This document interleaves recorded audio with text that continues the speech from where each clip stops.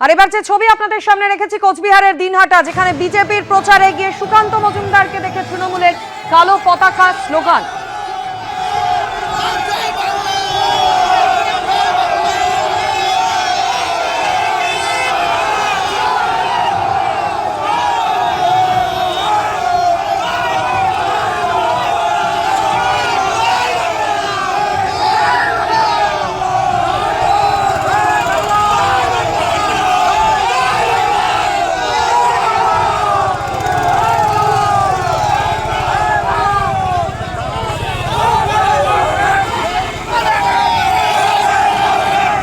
কোচবিহারের দিনহাটায় ঠিক কি ঘটনা ঘটেছে আরো বিস্তারিত জানাবেন প্রতিনিধি শুভেন্দু ভট্টাচার্য আমাদের সঙ্গে রয়েছেন। শুভেন্দু, দেখো, আজকে দিনহাটা শহরে বিজেপির প্রার্থী রয়েছে অজয় রায়, তার সমর্থনে কেন্দ্রীয় প্রতিমন্ত্রী সুকান্ত মজুমদারের আজকে সেখানে কর্মসূচি ছিল, প্রচারের কর্মসূচি ছিল এবং সেই উপলক্ষে তিনি কুচবিহার থেকে আজকে সকালে রওনা হন এবং দিনহাটার ঢোকার আগে প্রান্তিক বাজারে তার কনভয় যখন যাচ্ছিল সেই সময় দেখা গেল যে তৃণমূল কংগ্রেস কর্মীরা সেখানে জমায়েত হয়েছিল এবং পতাকা নিয়ে, দলীয় পতাকা নিয়ে, পাশাপাশি কালো পতাকা নিয়ে, এবং সুকান্ত মজুমদারের কনভয় সেখানে আসার পরেই কিন্তু স্লোগান দেওয়া হয়, কালো পতাকা দেখানো হয় কনভয়কে লক্ষ্য করে। এরপরে সেখান থেকে পুলিশের উপস্থিতিতে সেখান থেকে সুকান্ত মজুমদারের কনভয় বেরিয়ে যায় দিনহাটায় এবং দিনহাটায় ইতিমধ্যে কিন্তু সুকান্ত মজুমদার প্রচার শুরু করেছে। তবে এই ঘটনাকে কেন্দ্র করে চাঞ্চল্য ছড়িয়েছে। ঘটনাস্থলে রয়েছে দিনহাটা থানার বিশাল পুলিশ বাহিনী। শুভেন্দু, ধন্যবাদ।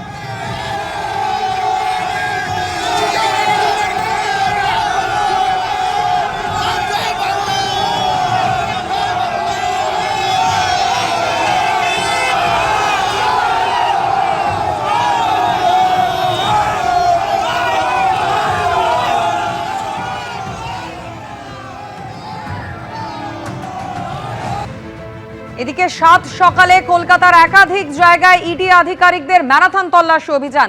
তারই মধ্যে একটি ঠিকানা আপনাদের জানিয়ে রাখবো, কসবা বালিগঞ্জের ত্রাস সোনা পাপ্পু ওরফে বিশ্বজিৎ পোদ্দারের এই ঠিকানা।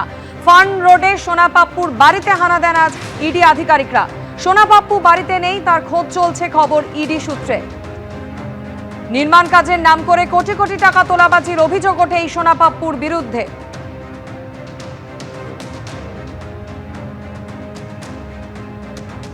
আমি যে জায়গায় দাঁড়িয়ে রয়েছি বালিগঞ্জের ফার্ন রোড, এবং এই বিলাসবহুল বাড়ি তুমি দেখতে পাচ্ছ, এক ধরনের বলা যায় যে হোয়াইট হাউস, সাদা রঙের বিলাসবহুল বাড়ি। এই বাড়িতেই কিন্তু সোনা পাপ্পু থাকতো এবং এই বাড়িতে 1.5 ঘন্টা ধরে ইডি আধিকারিকরা রয়েছেন। তুমি জানো কাকলিয়ার গুলি এবং বোমার যে ঘটনা ঘটেছিল, সেই ঘটনার পর থেকে এখনও কিন্তু অধরা সোনা পাপ্পু, এবং সেই সোনা পাপ্পুকে খুঁজে পাওয়া যাচ্ছে না। এবার ইডি আধিকারিকরা অভিযানে নেমেছেন। সামনে আমরা দেখতে পাচ্ছি কেন্দ্রীয় বাহিনীর জওয়ান, তিনি দাঁড়িয়ে রয়েছেন, ভেতরে আরেকজন জওয়ান দাঁড়িয়ে রয়েছেন। এখান থেকে কেউ প্রবেশ করতে পারবে না এবং ভেতর থেকে কেউ বেরিয়ে আসতে পারবে না। পেছনের ছবি দেখবো, শুধুমাত্র সামনে নয়, পেছনের দিকে যে গলি রয়েছে সেই গলি কিন্তু ঘিরে রেখেছেন, অর্থাৎ রীতিমতো এই গোটা বাড়ি পেছনের দিকে, সামনের দিকে, বাঁদিকে পুরোটাই কিন্তু কেন্দ্রীয় বাহিনীর জওয়ানরা ঘিরে রেখেছেন। তুমি জানো বারবার যে অভিযোগ উঠে এসছে, ত্রাস তিনি, অর্থাৎ বালিগঞ্জ, ঢাকুরিয়া, কসবা এলাকার ত্রাস, 15টি এফআইআর রয়েছে এবং সেই এফআইআরকে সামনে রেখে প্রাথমিক অনুসন্ধান চলছিল। ইডি সূত্রের খবর, প্রাথমিক অনুসন্ধান, এবং সেখানে ইডি আধিকারিকরা যেটা জানতে পারেন যে বালিগঞ্জ, কসবা, ঢাকুরিয়া, এই সমস্ত তপসিয়া একাধিক এলাকায় যে কনস্ট্রাকশন হতো, অর্থাৎ নির্মাণ হতো, সেখানে বিল্ডারদের কাছ থেকে, প্রমোটারদের কাছ থেকে সিন্ডিকেটে মাধ্যমে কিন্তু কোটি কোটি টাকা তোলাবাজি করত এই সোনা পাপ্পু। এবং সেই টাকা যেটা প্রাথমিকভাবে ইডি তরফে দাবি করা হচ্ছে, যে প্রাথমিক অনুসন্ধানে এটাও জানা গেছে যে একাধিক প্রভাবশালীদের হাতে সোনা পাপ্পু কিন্তু প্রোটেকশন মানি হিসেবে টাকা দিত।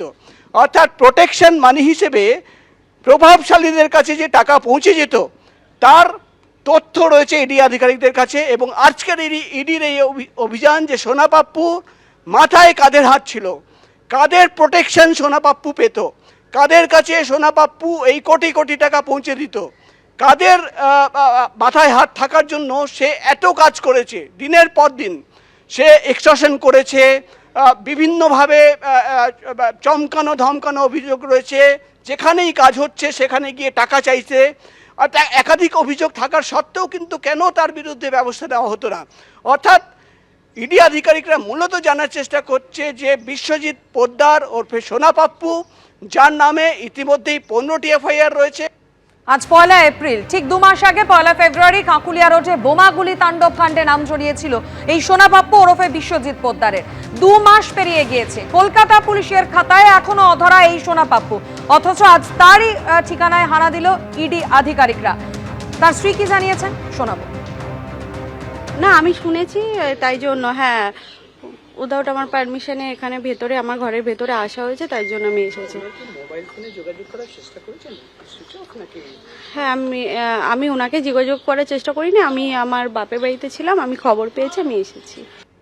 পোরখাওয়া রাজনীতিবিদ, দক্ষ আইনজীবী, যাদবপুর বিধানসভা কেন্দ্রে এবার সিপিএম এর প্রার্থী বিকাশ রঞ্জন ভট্টাচার্য। প্রচারের ময়দানে তৃণমূল বিজেপির বিরুদ্ধে সুর চড়াচ্ছেন প্রবীণ এই রাজনীতিবিদ। দুদে আইনজীবী, কলকাতা পুরসভার মেয়রের দায়িত্ব সামলেছেন, রাজ্যসভার সাংসদও ছিলেন। এবার বিধানসভা ভোটে যাদবপুর কেন্দ্রে সিপিএম এর বাজি সেই বিকাশ রঞ্জন ভট্টাচার্য। সুপ্রিম কোর্ট থেকে সংসদ, হকের দাবিতে সোচ্চার সবসময় তিনি।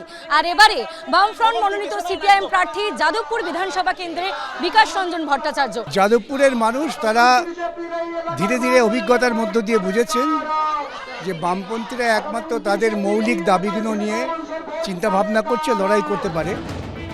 যাদবপুর বিধানসভায় এবার তৃণমূলের প্রার্থী দেবব্রত মজুমদার, বিজেপি প্রার্থী করেছে অভিনেত্রী শর্বরী মুখোপাধ্যায়কে। তাদের বিরুদ্ধে লড়াইয়ের ময়দানে সিপিএম এর বিকাশ রঞ্জন ভট্টাচার্য। প্রার্থী হিসেবে তার নাম ঘোষণার পর থেকেই শুরু করেছেন প্রচার, কখনো হেঁটে কখনো গাড়িতে চড়ে চলছে জনসংযোগ।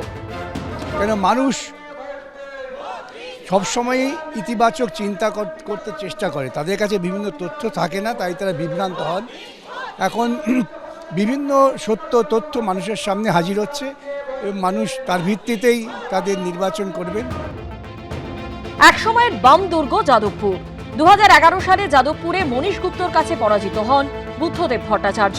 2016 সালে এই কেন্দ্রে সুজন চক্রবর্তী জয়ী হলেও 2021-এর বিধানসভা ভোটে সুজন চক্রবর্তীকে হারিয়ে এই কেন্দ্রে জয়ী হন দেবব্রত মজুমদার। 2019-এর লোকসভা ভোটেও এই কেন্দ্রে তৃণমূলের তারকা প্রার্থী মিমি চক্রবর্তীর কাছে হারেন বিকাশ রঞ্জন ভট্টাচার্য। এবার বিধানসভার লড়াই। আমরা লড়ছি, মাঠে মাঠে লড়ছি এবং আশাবাদী দেখছেন মানুষ যে ইতিবাচক সাড়া দিচ্ছেন। এখানে লড়াই হচ্ছে বামপন্থী বনাম দক্ষিণপন্থী। দক্ষিণপন্থী মানেই হচ্ছে তৃণমূল প্লাস বিজেপি, সুতরাং আমার লড়াইটা ওদেরই বিরুদ্ধে। হাতে আর 1 মাসও নেই। যাদবপুরে ভোটের প্রচারে থিম সং লঞ্চ করেছে সিপিএম। 2026-এর বিধানসভা ভোটে যাদবপুরে কি লাল পতাকা উড়বে? উত্তর মিলবে 4 মে। ঐশী মুখোপাধ্যায়, এবিপি আনন্দ, কলকাতা। সামনেই ভোট, তার আগে জোর কদমে চলছে প্রচার। কিন্তু এই সময় কি খেয়ে ফিট থাকছেন যাদবপুরের বিজেপি প্রার্থী শর্বরী মুখোপাধ্যায়? নিজেই জানালেন এবিপি আনন্দকে। হাতে আর দিন কয়েক, তারপরেই ভোট। গরমের মধ্যেই চলছে প্রচার, চলছে দৌড়ঝাঁপ। তা বলে কি শরীরকে অবহেলা করা চলে? তাই প্রচার পর্বে খাওয়া দাওয়াটা বুঝে শুনে করছেন যাদবপুরের বিজেপি প্রার্থী শর্বরী মুখোপাধ্যায়। তার বক্তব্য ঝাল আর পাতে কাঁচা লঙ্কা। সাত সকালে ঘুম থেকে উঠে লাল চায়ের সঙ্গে বিস্কুট। আমি চলে আসছি আমার এই পার্সোনাল কার্যালয়টাতে, তার কারণ হচ্ছে এটা আমার ওয়ার রুম। সবাই আমরা একসাথে চেষ্টা করছি একসাথে খেতে, তো সেই রকম জন্য এখানে চলে আসছি। দুপুরে বিজেপি প্রার্থীর মেনুতে বাদ পড়েছে ভাত, রয়েছে রুটি, সবজি, চিলি চিকেন, মিষ্টি, সঙ্গে কাঁচা লঙ্কা। পুষ্টিবিদরা বলছেন রুটিতে থাকে ভিটামিন, সোডিয়াম, আয়রন। সবজিতে থাকে প্রচুর পরিমাণে ভিটামিন ও খনিজ পদার্থ। মাংসে থাকে প্রোটিন, ভিটামিন ও ক্যালসিয়াম। আজকে একটু প্রায় বোধহয় দিন 10 হয়ে গেল মানে কোনো স্পাইস কিছু খাই না। ওই জন্য আজকে যে দাদা আমার খাবারটা নিয়ে আসে, আমার জন্য আজকে চিলি চিকেন নিয়ে এসেছে। আমি খুশি হয়ে গেছি। চিকেন, মাটন মূলত কি খেতে ভালোবাসে? মাটন পাতলা ঝোল, বড় বড় আলু। মাটন 2 পিস, কিন্তু আলু 2টো, পাতলা ঝোল, এটা ভাল লাগে, ঝাল ঝাল। রাতের মেনুতে অবশ্য থাকে ভাত, সঙ্গে মাছ বা ডিমের কোনো পদ। প্রচারে বেরিয়ে শরীরকে ফিট রাখতে ঘন ঘন জল খান বিজেপি প্রার্থী। ঐশী মুখোপাধ্যায়, এবিপি আনন্দ, কলকাতা।